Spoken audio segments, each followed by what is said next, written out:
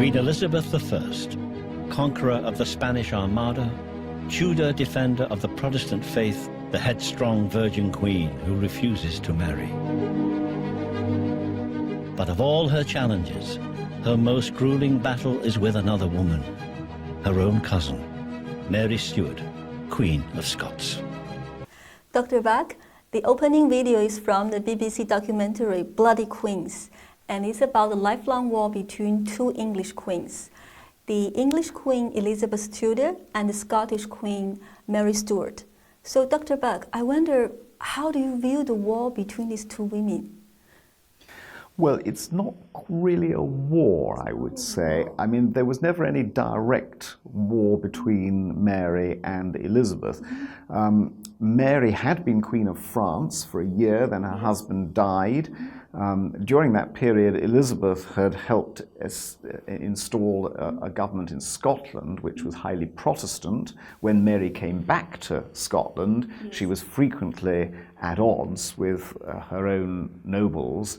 And the end of the story was Mary fleeing to England, having made a terrible mess, really, of her governance of Scotland, having married a man whom then subsequently she may have conspired to have murdered, and then remarried as her third husband, her lover.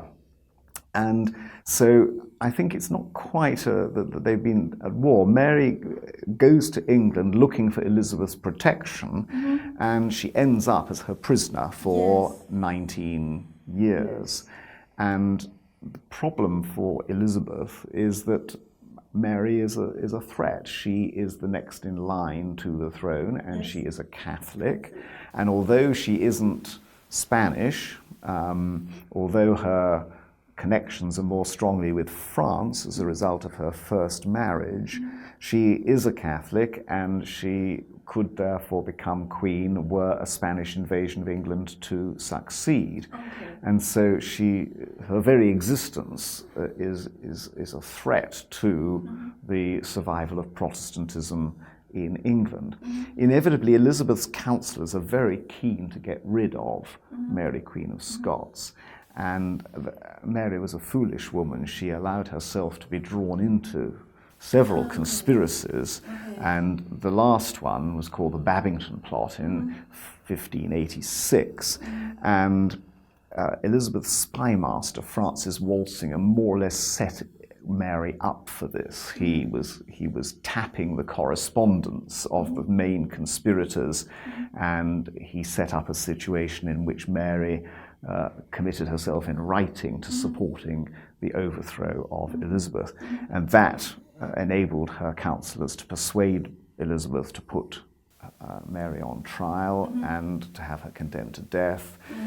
Elizabeth signed the death warrant but didn't release it, and then one of the counsellors took it, got hold of it, and Mary was executed. And Elizabeth immediately then said, "I never intended that," and pretended tremendous fury.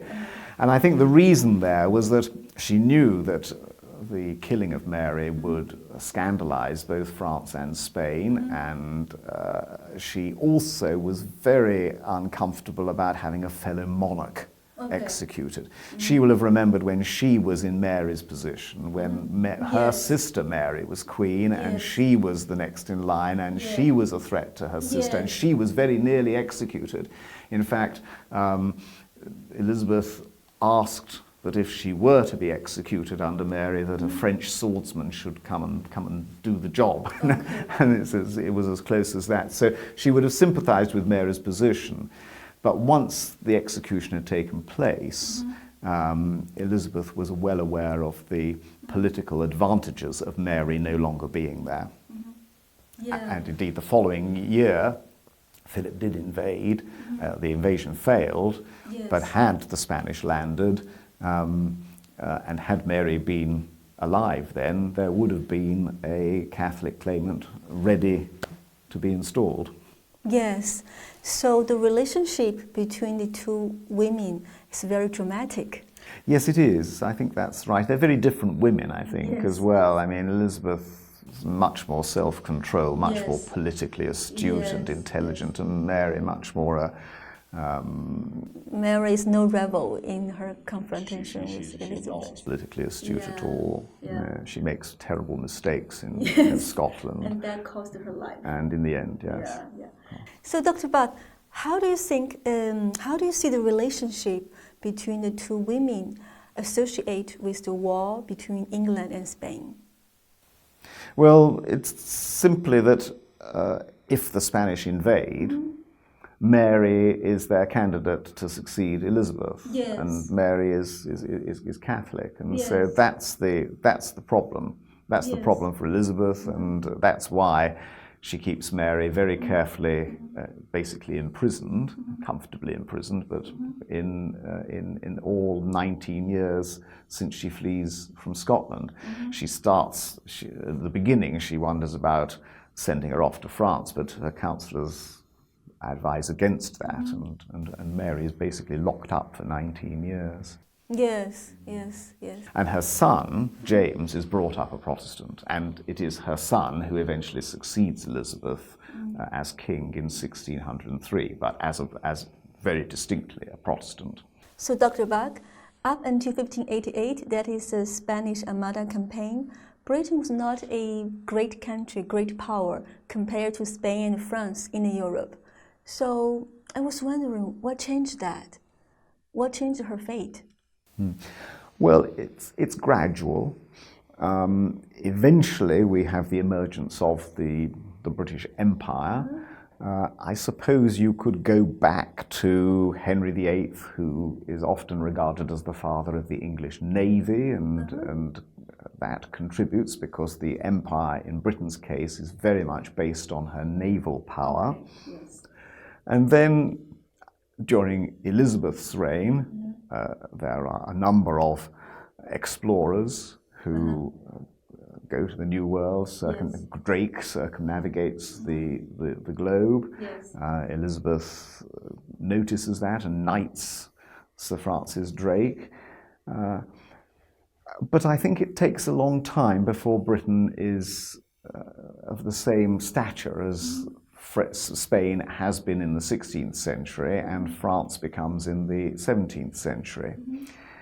There's a very important moment, I think, when the East India Company is set up in 1600. I don't think that there was a point at which the British monarch or the British government said, let's have a British Empire and let's go and conquer this or that to create the British Empire. I don't think it was a sort of act of state like the Reformation was. The British Empire came about gradually, often as a result of individual initiatives. I mean, the East India Company was a very good example of that, and they built up their interests and trade with India, and the British government profited from that and supported them. And when they got into trouble in the 1850s, then the British government had to come in and sort things out at the time of the Indian Mutiny, which is when the British Raj, when the British total takeover of India happens. So I think there's a lot of private enterprise involved in the growth of Britain's imperial power, and it's not something that just comes about at any one moment. So we can see some of the beginnings of that in Elizabeth's reign, just as we can see some of the beginnings of English liberty and eventually democracy there. But it's still just the beginning. Yeah, so it started in the Tudor period. Yeah, I think we can say that. Yes. That's the point at which the British monarchs have given up the medieval attempt to conquer France and take control of the French crown. That's in the past. The last attempt to get hold of French territory was in fact in Elizabeth's reign, 1563. She got involved in an attempt. She sent English troops to try to gain control of the port of Le Havre in Normandy. And what she wanted to do was to bargain Le Havre and get Calais back. Yes. And then, but that's the end. That expedition is a catastrophic failure. And so the attempt to conquer France is over. And I think if you're looking forwards then to the British Empire, you need to look to individual enterprise most of all.